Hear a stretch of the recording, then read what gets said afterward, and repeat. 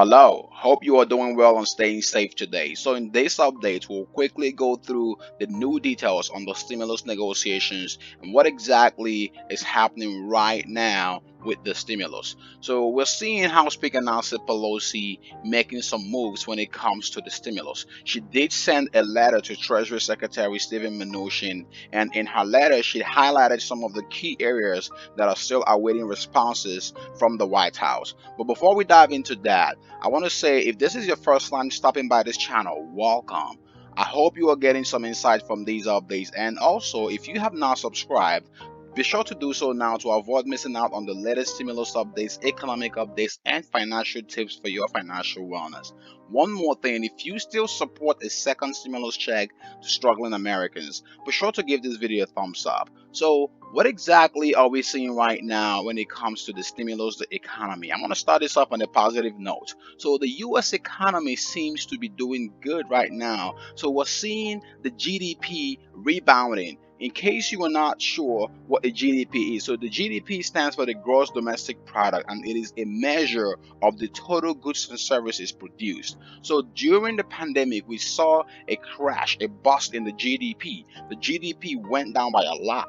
But now we're seeing that the Q3, so between July and September, we saw the GDP increase. So we saw a 33.1% increase in the US GDP, which is way better than what was expected by experts. So right now, according to this report from CNBC, you can see that the US GDP rose at a 33.1% rate in Q3 alone.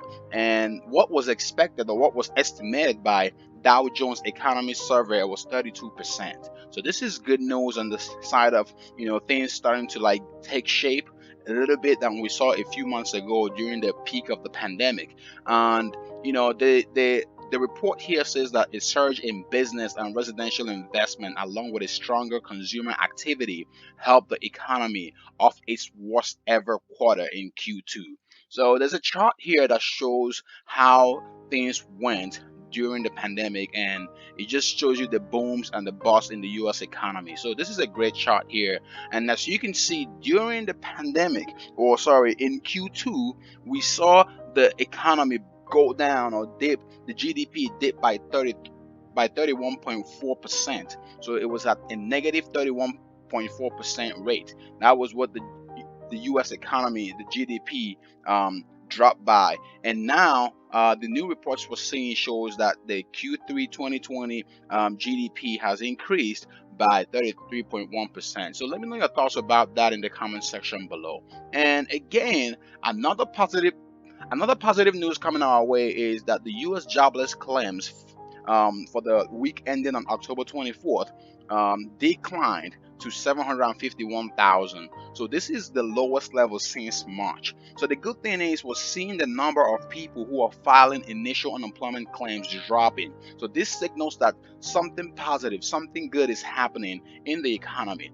And even though we still have tens of millions of people who are unemployed right now, at least the fact that this number is dropping signals that we're up to something good, or that we're onto something good. And the previous week, we saw that number coming in at 791,000, which means that we do have a 40,000 drop in claims or in initial filings. So this is a good report here that we're seeing, and this just shows that things are headed onto the right direction. And again, let me know your thoughts about this in the comment section below. So let's dive into what exactly House Speaker Nancy Pelosi said in her letter. So in Nancy Pelosi's letter to Treasury Secretary Stephen Mnuchin, she did go in and highlight some of the key areas that need urgent attention or urgent response from the Trump administration. And I'm just gonna read that letter for you to see what exactly House Speaker Nancy Pelosi said in there. So she starts the letter out by saying, "Dear Secretary Mnuchin, our nation will soon pass the heartbreaking milestones of 9 million coronavirus cases and 250,000 American deaths. At the same time, that 8 million are that 8 million are being pushed into poverty, 17 million children are food insecure, and over 23 million workers are on unemployment. Meanwhile, as the virus cases surge and the stock market plummets, we're still awaiting the Trump administration's promised responses on multiple items of critical importance. More than a week ago, you publicly announced that the White House would accept Democrats' testing and tracing and treatment language with only a light touch. We still have not received a final answer on new compromise language regarding whether the administration will agree to the national science-based strategy for testing, tracing, and treatment that is needed to crush the virus, as well as language on vaccines, the provider fund, and ACA coverage for unemployed workers. So let's take a break here for a second. So the testing and tracing has been a big bone of contention, and it did seem like both sides were starting to agree on the language. Language meaning the description of how the funding will be done for testing and tracing, or how the money for testing and tracing will be used. At whose discretion will the money be spent? So basically, it sounds like both sides were trying to reach a consensus, but then again, they became very far apart, because from what she's saying here, it looks like Treasury Secretary Stephen Mnuchin did not adopt the language that the Democrats wanted. So she goes on to highlight the other areas that they are still waiting on urgent responses from. And the very first one she puts on here is the state and local funding. So the state and local provision here, she says, a response on funding for state, local, and tribes and territories that will honor our heroes and prevent devastating costs to services. Then the next one was seen here as the safe schools.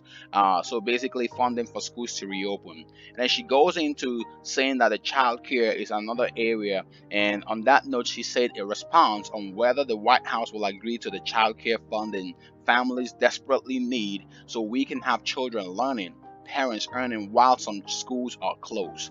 Then the other option here, or the other provision that she did say that they're waiting on responses on, is the tax credits for working families. And she does say that an answer on whether the White House will provide funding to strengthen the earned income tax credit and child tax credit. Remember, as we've seen in the previous updates, the White House plan does not have any provisions, or does not include the provisions for tax credits, for the earned tax credits and the child tax credits that the Democrats want. Then the other thing that she's highlighting in her letter here to Stephen Mnuchin is the unemployment insurance. So the unemployment insurance right now has been exhausted by most states, and she's saying that the response from the White House will prevent 5 million American workers from exhausting their benefits, in addition to addressing other unemployment insurance needs of America's working families. Then lastly, she did highlight OSHA and liability. Again, let me know your thoughts about this in the comment section below. While we wait for Congress to finalize the next stimulus package, you may have to pick up a side hustle or a side gig to get some cash or make some extra money from home. Be sure to check out the video on the left to discover the one-of-a-kind website that pays you hundreds to thousands of dollars to just read out loud. This is a free, simple, and exclusive side hustle, and in this video, you'll discover the step-by-step process to get started today. And if you want the best-kept secret to increase your credit score fast, check out the video on the right. Don't forget to help others find this video quicker by liking this video and sharing it. And also, be sure to subscribe now as we track the latest progress on the next stimulus package. See you in the next update. Be safe and thank you for watching.